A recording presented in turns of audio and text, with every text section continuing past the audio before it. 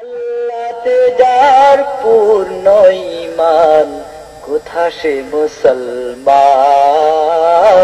711 থেকে 1492 খ্রিস্টাব্দ পর্যন্ত সুদীর্ঘ 800 বছর স্পেনে মুসলিম শাসনের বেদনা বিধুর অবসানের এক ভয়াবহ অধ্যায় রচিত হয়েছিল সেদিন 1 এপ্রিল।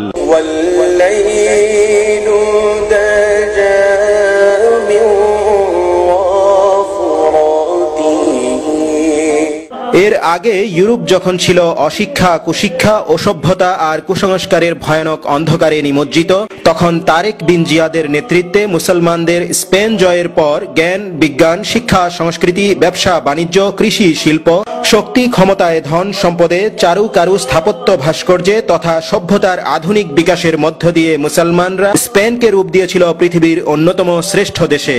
বিশেষ করে কর্ডোবা ছিল ইউরোপ মহাদেশের সবচাইতে সুপরিকল্পিত ও সুসমৃদ্ধ নগরী। লন্ডন, প্যারিসের রাস্তায় যখন সরকারি বাতি ছিল না, তখন কর্ডোবার রাস্তা মাইলের পর মাইল আলোকিত থাকত। পরিষ্কার পরিচ্ছন্ন সড়ক, সেতু, 600 মসজিদ, 50টি হাসপাতাল, 80টি বেসরকারি কলেজ, পৃথিবী বিখ্যাত কর্ডোবা বিশ্ববিদ্যালয়, সেই সাথে 84,000 বিপণী, 900 গোসলখানা ও 2 লক্ষাধিক অট্টালিকা সমৃদ্ধ কর্ডোবা পরিণত হয় পৃথিবীর অন্যতম শ্রেষ্ঠ নগরীতে।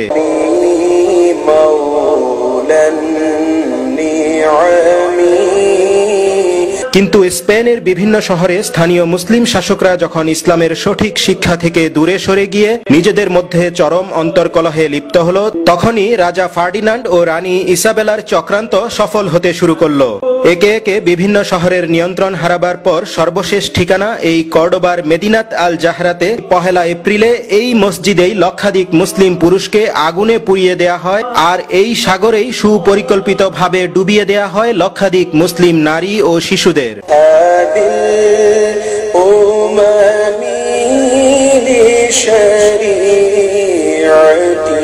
শত শত বছর পর আজও আন্দালুসিয়া প্রদেশের ঐতিহাসিক কর্ডোবার আকাশে বাতাসে ধ্বনিত হয় লক্ষ মুসলমানের আত্মার ক্রন্দন। আর গ্রানাডার আলহামরা প্রাসাদের এই নিশান বিশ্ববাসীকে অনাগত কাল ধরে জানান দিয়ে যাচ্ছে স্পেনের প্রতিটি ধূলিকণায় মিশে থাকা মুসলমানদের গৌরব গাথা। মাইনুল ইসলাম নাসিম, বাংলা টিভি নিউজ।